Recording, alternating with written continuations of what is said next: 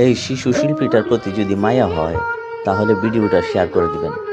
কত সুন্দর কণ্ঠ, কত সুন্দর গজল আর কত সুন্দর সুর, মানে খুবই অমায়িক।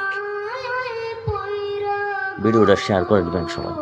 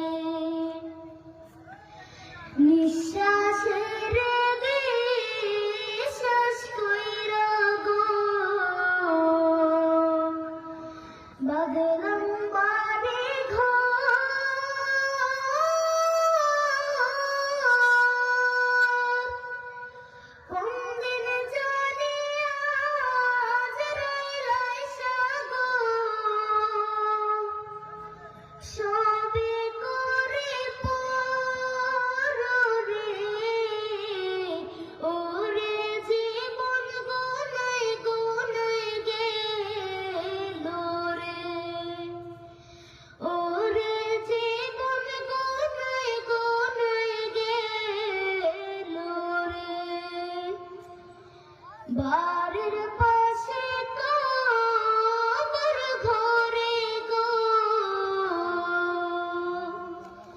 বাদ